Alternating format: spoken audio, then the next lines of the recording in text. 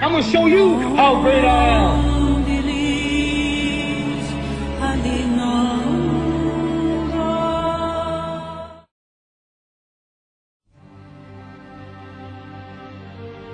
Let me share with you some of my ideas on this issue.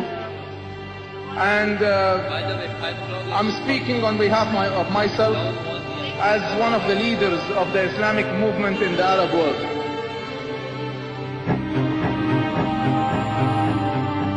The number one myth that Westerners have about this conflict is that Arabs and Jews have been fighting for thousands of years and they're going to continue to fight. This is really quite bizarre because it only takes us a little bit of reading of history to find out that this just isn't true. There is no congenital historical enmity between the Arabs and the Jews. The Jews flourished in the Arab world at a time when they were being persecuted throughout all of Europe.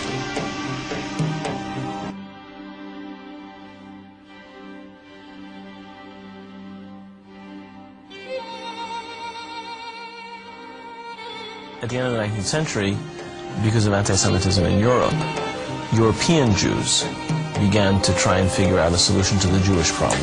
A very small minority adhered to Zionism, the idea that the only place in which they could be safe is within a Jewish state. Zionist Jews actually had a design on the land of Palestine, the idea of creating a homeland for Jews in the land of Palestine. And this is really the beginning of the conflict. The mainstream Israeli Jewish society believed, because that's the way they had been educated, that Palestine was empty, had been empty when the Jewish settlers came there. Who paid the price when they settled there? Is it really true that Israel was a land without a people for a people without a land? Palestine was not empty. It was a land populated by Arabs who had a high level of culture, a high level of education.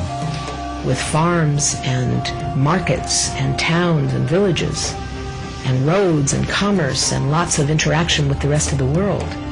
The population was overwhelmingly Arab.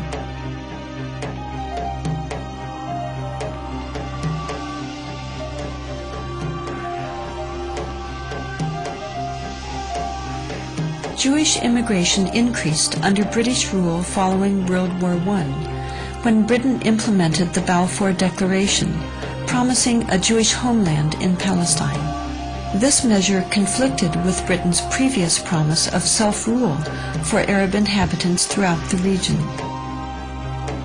Britain was basically extremely supportive of the Zionist movement. It helped to establish all of the structures of a state. At the same time, the Arabs of Palestine were denied the right of self-determination.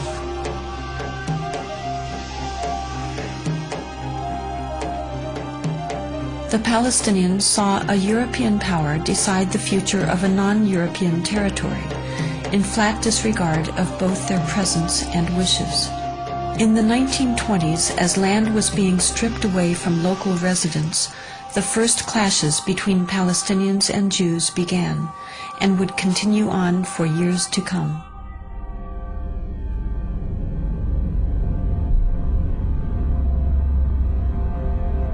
Until the early 1930s, the Jewish population of Palestine remained under 17%.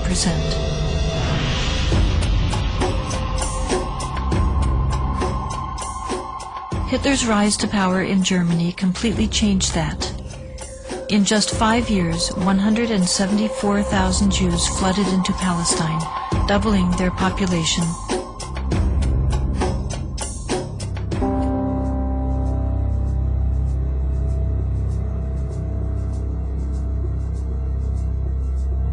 As the world attempted to make amends for the horrors of Nazi genocidal policies, efforts to make Palestine a Jewish homeland increased.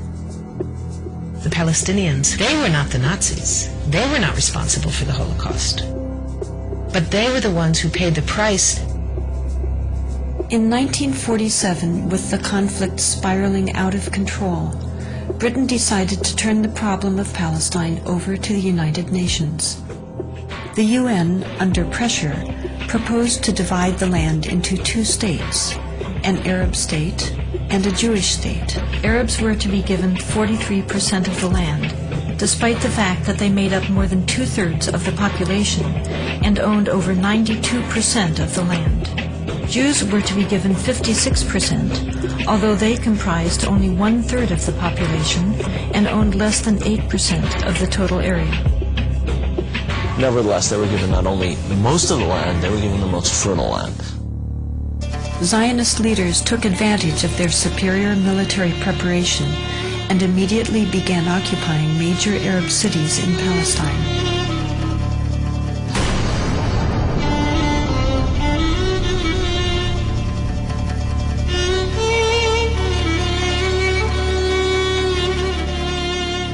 I was among the people that conquered Akov. When we were walking around, we entered the flat. There was a pair of shoes of a small child, maybe 2 years old. They didn't have time to put on the shoes, so they left the shoes and they ran away. They left everything.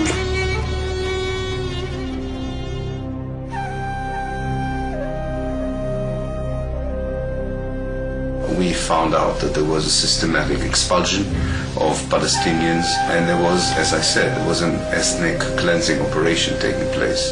The most infamous campaign was the massacre at the village of Deir Yassin, where over 100 men, women, and children were systematically murdered. هذا البيت ما كان متخبين فيه أنا وولادي وأخويا موسى. ما كان لي أنا معد أخوي موسى مشاكل نتونس بالله فيه هذا البيت. أجي قال لي لما كنا بلا بيت كنا رفقنا مش كسان خبطنا كنا بلا وجينا ست صورتنا وبنت الصواب تمسح ولادي وكانوا بعد ما راحت المراكز الحركة كسروا الباب عليهم وطلعونا بدي ما كنت لأخوي مسدد وفي على وجهها ما كنت له وتناولت 250 ليرة من عدة وقلت يا خواجة بس مشان الله هالطالب انت كنت لسه قال لي بقير انت كويس وهات المصاري وهرس اخوتي الحنو شو تسوي شي اخوتي الحنو اجرات عمالي هزمتك على الصلاة احنا وضل من يعود حتى كفر السير ويكون راسك موسى في الدواء حتى 5 طلاق ولا يفتح راسه.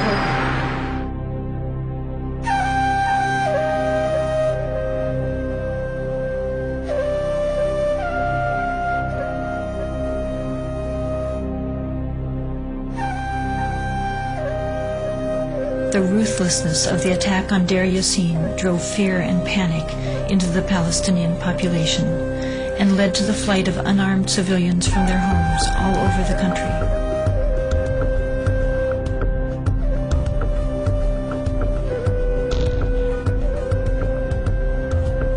As a result, maybe 300 or so thousand Palestinians had already been expelled before the first Arab soldier entered Palestine. Some of the neighboring Arab armies finally intervened after May 15, 1948, when Israel officially announced its statehood. Although there was a lot of war rhetoric on the Arab side, very few soldiers, Arab soldiers, were sent into the battlefield. And actually, for most parts of the war, there was superiority on the side of the Israeli army.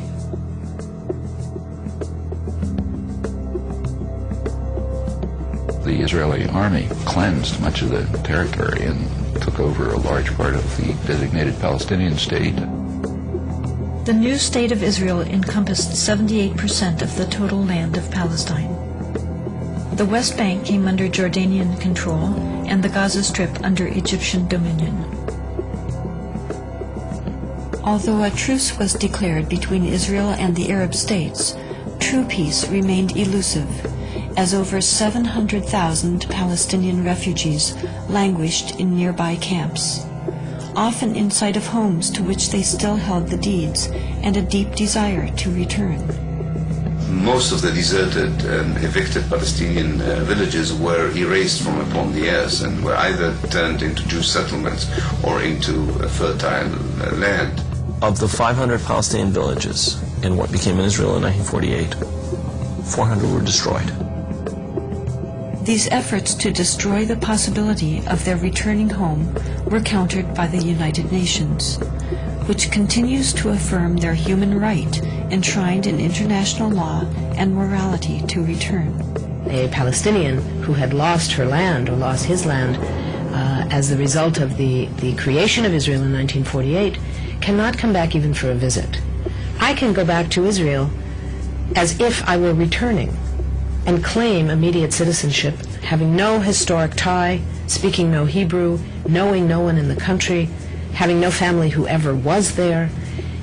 All that one needs is being Jewish, a religious group like any other.